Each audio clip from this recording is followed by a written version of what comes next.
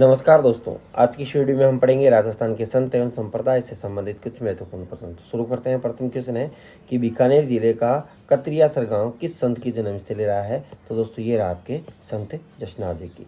दूसरा क्वेश्चन, अग्नि नृत्य की परंपरा किस संप्रदाय में है। तो दोस्तों अग्नि नृत्य की परंपरा ये आपकी हो जाएगी जशनाती संप्रदाय में। जशनाती संप्रदाय के लोग कितने नियमों का पालन करते हैं। विष्णु संप्रदाय के तो 29 नियमों का पालन करते हैं, लेकिन जशनाती संप्रदाय के लोग हैं वो आपके 36 नियमों का पालन करते हैं। अगला है, सिंबुधड़ा और कोंडा नामक ग्रंथों में किस संत के उपदेश संग्रहित हैं। तो दोस्तों ये आपके संत जशनाथ जी के उपदेश संग्रहित है आपके सिंबुधड़ा और कोंडा नामक ग्रंथों में। संत जाम्बोजी के अनुयायी क्या कहलाते हैं। या आपके कहलाते हैं विष्णुई।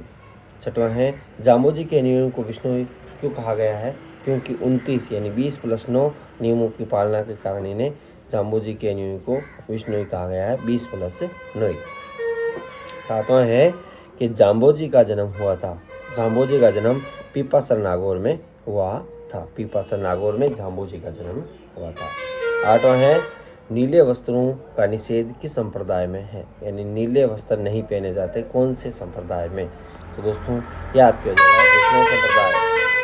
विष्णु संप्रदाय में नीले वस्त्र नहीं पहने जाते हैं। नौवां क्वेश्चन आपके सामने है दोस्तों कि बीकानेर जिले का मुकाम गांव विष्णु संप्रदाय की तीर्थ स्थली रहा है, किस कारण। तो दोस्तों ये रहा है आपके जहाँ जाम्बोजी ने क्या ली थी, समाधि ली थी, इस कारण है वो आपके मुकाम गांव बीकानेर है वो फेमस है।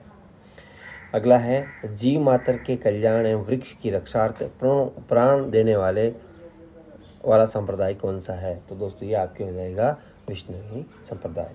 11वां है, खेजल्ली गांव में वृक्षों की रक्षार्थ प्राण देने वाली अमृता देवी किस संप्रदाय की अनुयायी थी। तो दोस्तों ये थी आपके विष्णुई संप्रदाय की। अगला है, पर्यावरण वैज्ञानिक किस संत को कहा जाता है। तो दोस्तों पर्यावरण वैज्ञानिक है ये आपके कहा जाता है आपके जाम्बो जी को। 13वां क्वेश्चन, विष्णुई संप्रदाय का परिवर्तन हुआ था। दोस्तों ये आपके हुआ था समराथल बीकानेर से। 14वां है कि धोक दोहरा किस स्थल का उपनाम है। धोक दोहरा किस स्थल का उपनाम है। तो दोस्तों ये आपके हो जाएगा समराथल का। समराथल बीकानेर है, इसका नाम है आपके धोक दोहरा, इसका उपनाम है।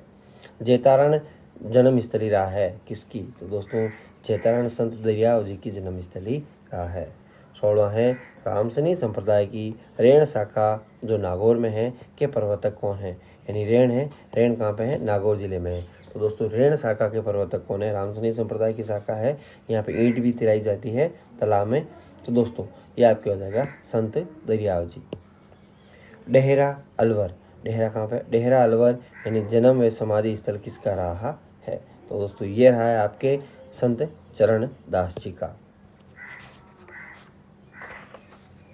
अगला क्वेश्चन दोस्तों आपके सामने है 18वां क्वेश्चन के नादिर शाह के आक्रमण की भविष्यवाणी करने वाले कौन से संत थे। तो दोस्तों ये थे आपके संत चरण दास जी। अगला है दोस्तों आपके मुगल सम्राट अकबर के जन्म के 2 वर्ष बाद और अकबर की मृत्यु से 2 वर्ष पूर्व मृत्यु को प्राप्त करने वाले संत कौन थे। यानी अकबर के जन्म के 2 वर्ष बाद जन्म लेने वाले और अकबर की मृत्यु से 2 वर्ष पूर्व मृत्यु प्राप्त करने वाले संत कौन थे। तो दोस्तों ये आपके हो जाएंगे संत दादू दयाल जी। 20वां है, फतेहपुर सीकरी में 1585 ईस्वी में अकबर से भेंट करने वाले संत थे। यानी फतेहपुर सीकरी में ये भी क्वेश्चन पूछा जाता है कि अकबर ने दादू दयाल जी से भेंट कब की थी। तो दोस्तों 1585 में कहाँ की थी, फतेहपुर सीकरी में की थी। 1 नंबर ऑप्शन राइट हो जाएगा। 21वां है, दादू जी का जन्म कहाँ पे हुआ था। तो दोस्तों ये आपके हुआ था अहमदाबाद में। अगला है, नारायणा जहाँ दादू जी की मृत्यु हुई थी स्थित है। तो दोस्तों आपके नारायणा या नारायणा है वो आपके कहाँ पे स्थित है, ये आपके जयपुर में स्थित है। अगला है 23वां क्वेश्चन आपके सामने है, अलक दरीबा किस पंथ का सत्संग स्थल है। अलक दरीबा, तो दोस्तों ये आपको हो जाएगा दादू पंथ का। 24वां है, दादू दयाल भक्ति संत थे किस प्रकार के थे। तो दोस्तों सगुण थे या निर्गुण थे। तो दोस्तों ये निर्गुण संत थे। निर्गुण ब्रह्म के उपासक थे? तो दोस्तों निर्गुण। 24 में आपके हो जाएगा जैसे निर्गुण तो दादू दयाल जी थे और निर्गुण ब्रह्म उपासक थे। तो दोस्तों 25 में भी आपके हो जाएगा संत धन्ना जी, संत दादू दयाल जी और संत दरियाव जी। ये आपके निर्गुण भक्ति परंपरा के उपासक थे। संत धन्ना का जन्म हुआ था। तो दोस्तों संत धन्ना का जन्म धुवन टोंक में हुआ था। अगला है संत धन्ना शिष्य थे किसके? तो दोस्तों संत धन्ना है वो आपके शिष्य थे रामानंद के। 27 में 1। 28वां है आपके सिकंदर लोधी के समकालीन संत कौन थे? तो दोस्तों ये थे आपके जशनाथ जी। जशनाथ जी है वो सिकंदर लोधी के समकालीन थे। 29वां है दर्जी समुदाय अपना इष्ट देव कौन से संत को मानता है? तो दोस्तों यह मानता है आपके संत पीपा को। दर्जी समुदाय आपके संत पीपा को अपना इष्ट देव मानता है। अगला है गागरोन के खींची शासक जो रामानंद के शिष्य बन गए थे। गागरोन के वो कौन से खींची शासक थे जो रामानंद जी के शिष्य बने थे? तो दोस्तों ये थे आपके संत पीपा। संत पीपा गागरोन के खींची शासक थे जो रामानंद के शिष्य बने थे।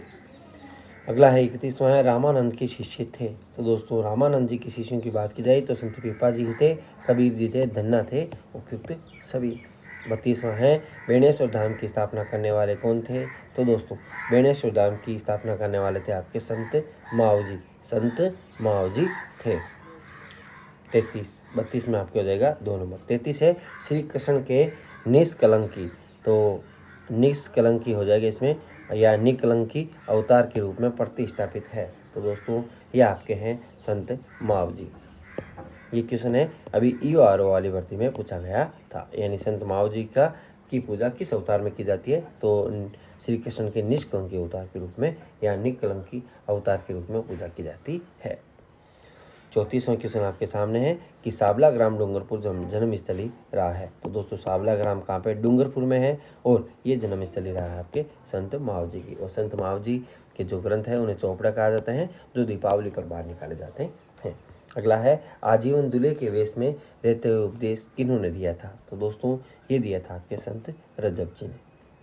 36वां है सांगानेर जो कहाँ पे? जयपुर में है। ये जन्मस्थली और मृत्यु हुई है। तो दोस्तों जन्मस्थली सांगानेर किसकी रहा है और यहाँ पर भी इनकी मृत्यु हुई थी? ये आपके रहा है दोस्तों संत रजब की, जो आपके दूल्हे के वेश में रहते हुए आपके उपदेश इन्होंने दिए थे। संत रजब जी के गुरु थे। तो दोस्तों ये आपके इनके गुरु थे संत दादू दयाल जी।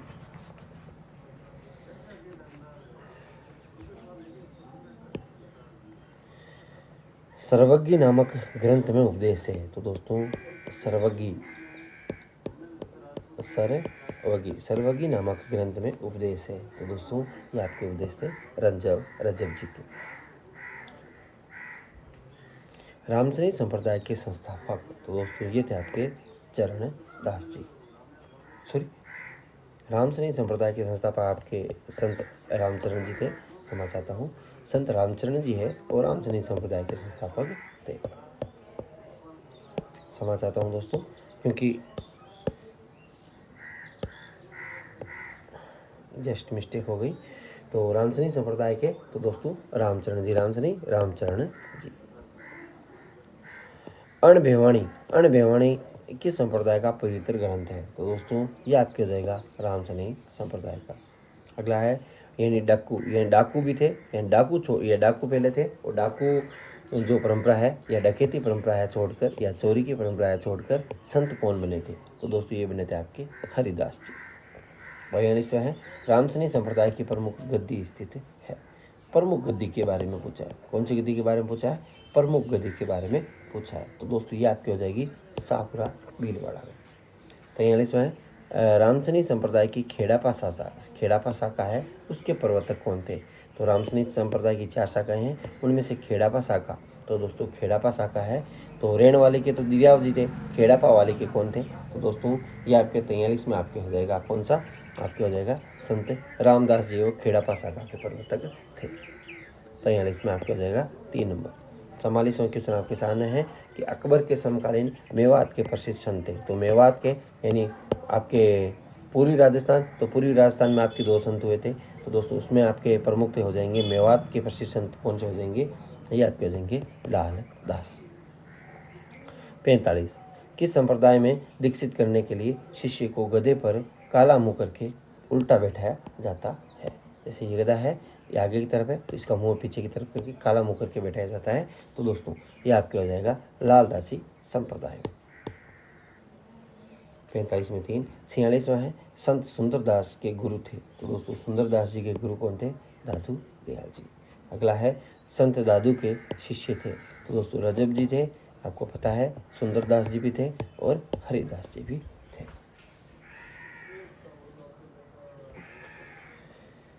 अगला है रामसनी संप्रदाय की सिंह-तल शाखा। तो दोस्तों सिंह-तल शाखा खेड़ा पाके तो रामदास जी थे, अब आपको बताना सिंह-तल शाखा और रेण शाखा के ये थे। और तो दोस्तों सिंह-तल है आया है, तो है से हम क्या करेंगे दोस्तों? है से हम करेंगे हरि रामदास जी। संत हरि रामदास जी है रामसनी संप्रदाय की सिंह-तल शाखा के प्रवर्तक माने जाते हैं। 49वां है निम्न में से रामसनी संत थे। तो दोस्तों रामचरण जी, संत हरि रामदास जी, संत रामदास उपयुक्त सभी। 50वां क्वेश्चन आपके सामने है दोस्तों, रामसनी संप्रदाय से संबंधित है। तो दोस्तों खेड़ापा जोधपुर और सिंह-तल बीकानेर और रेण नागौर उपयुक्त सभी। और आपके साफरा भीलवाड़ा रामसनी संप्रदाय से संबंधित स्थल है। राजस्थान का नरसिंह कहते हैं किसे? तो दोस्तों राजस्थान का नरसिंह, तो ये कहते हैं आपके संत दुर्लभ। संत दुर्लभ को राजस्थान का नरसिंह कहते हैं। मीरा की भक्ति थी। तो दोस्तों मीरा की भक्ति में कौन सा भाव था? तो दोस्तों मीरा की भक्ति में आपके भाव था ये आपके माधुर्य भाव। अगला है 53वां है राजस्थान की राधा। तो दोस्तों राजस्थान की राधा के बारे में पूछे तो आपकी हो जाएगी संत मीराबाई। अगला है 54 है मीरा का सांगा से संबंध था। तो दोस्तों सांगा का पुत्र था कौन? तो दोस्तों सांगा का पुत्र था आपके मीराबाई के पति का नाम आपको बताना है कि सांगा के ज्येष्ठ पुत्र की पत्नी थी और कुछ समय बाद ही मीरा जी क्या हो जाती है? विधवा हो जाती है। 55वां है ख्वाजा मोइनुद्दीन चिश्ती का जन्म हुआ था। तो दोस्तों आपके इनका जन्म हुआ था आपके फारस में। कहाँ पे हुआ था? फारस में हुआ था। मोइनुद्दीन चिश्ती किसके समकालीन थे? ये भी क्वेश्चन बहुत सी भर्ती परीक्षा में पूछा जा चुका है। तो दोस्तों पृथ्वीराज चौहान तृतीय के समकालीन थे। अगला है हजरत शंकर बाबा की दरगाह। तो दोस्तों ये आपकी हो जाएगी नरहड़ झुंझुनू में। 58वां है कि अलखिया संप्रदाय। तो दोस्तों अलखिया संप्रदाय की पीठ है आपके बीकानेर में। 59वां है ईसाई धर्म के प्रचार की शुरुआत कहाँ से हुई थी? राजस्थान में। तो दोस्तों ये आपके ब्यावर से हुई थी। तो मेरे नाम से है गुर्जर संप्रदाय। तो दोस्तों गुर्जर संप्रदाय के प्रवर्तक संत दास जी, इनकी प्रमुख गद्दी कहाँ पे स्थित है? तो दोस्तों दांतड़ा आपके भीलवाड़ा में या दांतेड़ भीलवाड़ा में है आपके गुर्जर संप्रदाय के प्रवर्तक संत दास जी है, इनकी प्रमुख गद्दी स्थित है। तो दोस्तों गुर्जर संप्रदाय के प्रवर्तक कौन है? संत दास जी और इनकी प्रमुख पीठ या गद्दी कहाँ पे है? आपके भीलवाड़ा में है। 61वां है आपके सामने कि गौड़ीय संप्रदाय। तो दोस्तों इनके हैं आपके चैतन्य महाप्रभु। 61 में आपके 3 नंबर आ जाएगा। 62 है जोधपुर राजघराने ने प्रसार्य दिया था। तो कि कौन से संप्रदाय को आपके प्रसार्य दिया था? तो दोस्तों मानसिंह थे, महामंदिर की भी स्थापना करवाई थी जोधपुर में। नाथ संप्रदाय था। तो दोस्तों आपके हो जाएगा नाथ संप्रदाय। 63 है कि जयपुर के पास नैरायणा प्रधान में गद्दी है। तो दोस्तों दादू पंथ की गद्दी है। 63 में 64वां है राधा और कृष्ण की युगल रूप में पूजा की जाती है। तो कौन से संप्रदाय में? तो दोस्तों 64 में आपके हो जाएगा, इसमें आपके निम्बार संप्रदाय में राधा कृष्ण की युगल रूप में पूजा की जाती है। 64 में 3 नंबर। 65 है आपके निरंजनी संप्रदाय के प्रवर्तक। तो दोस्तों ये आपके हो जाएंगे हरिदास जी। हरिदास जी है और निरंजनी संप्रदाय के प्रवर्तक है। आप निरंजन दास मत कर देना, निरंजनी संप्रदाय हरिदास, निरंजनी संप्रदाय हरिदास। 65 में 2।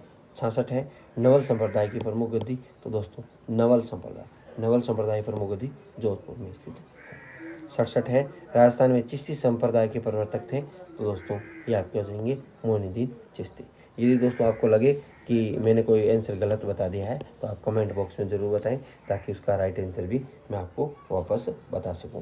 तो राजस्थान में चिश्ती संप्रदाय के प्रवर्तक कौन थे? ये आपके मोइनुद्दीन चिश्ती थे।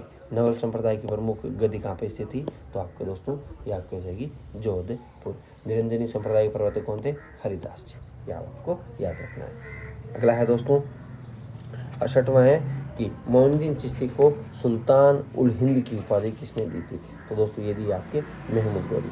मोहम्मद गौरी ने आपके चिश्ती को मोइनुद्दीन चिश्ती को सुल्तान उल हिंद की उपाधि दी थी। अगला है शेख हिमुद्दीन नागौरी ने अपने उपदेश किस भाषा में दिए थे? दोस्तों ये दिए थे आपके हिंदी भाषा में। वेरी वेरी इंपॉर्टेंट क्वेश्चन है कि हिमुद्दीन नागौरी ने अपने उपदेश हिंदी भाषा में दिए थे। 70वां है रामसनी संप्रदाय अस्तित्व में कब आया था? तो दोस्तों रामसनी संप्रदाय अस्तित्व में कब आया था? तो दोस्तों आपके ये आया था 1760 ईस्वी में।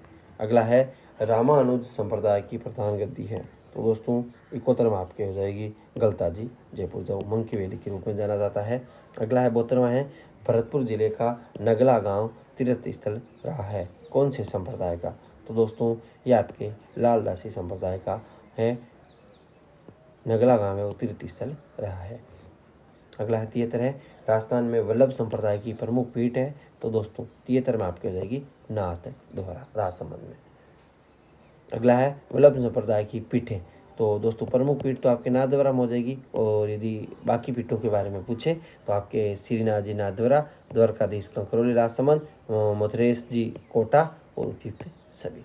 75वां है वल्लभ संप्रदाय के मंदिरों में पूजा होती है कितनी बार? तो दोस्तों ये आपके 8 बार पूजा होती है वल्लभ संप्रदाय के मंदिरों में। 76वां है मृतक शरीर को जलाने की अपेक्षा दफनाने पर जोर कौन से संप्रदाय देते हैं? तो दोस्तों आपके वैष्णव संप्रदाय, यानी जो भी मृत शरीर है उसे नहीं जलाना चाहिए बल्कि दफनाना चाहिए। 36 में आपकी एक 77 है राजस्थान में वैष्णव मत के प्रचलन का सर्वप्रथम उल्लेख मिलता है। वैष्णव मत के प्रचलन का सर्वप्रथम उल्लेख यानी वैष्णव धर्म के बारे में, तो दोस्तों ये आपके हो जाएगा गोसुंडी के अभिलेख में। दोस्तों ये आपको 77 क्वेश्चन अच्छे लगे हो तो वीडियो को लाइक एंड शेयर जरूर करें। अगले वीडियो में हम आपके लगभग आपके 55 क्वेश्चन और पढ़ेंगे।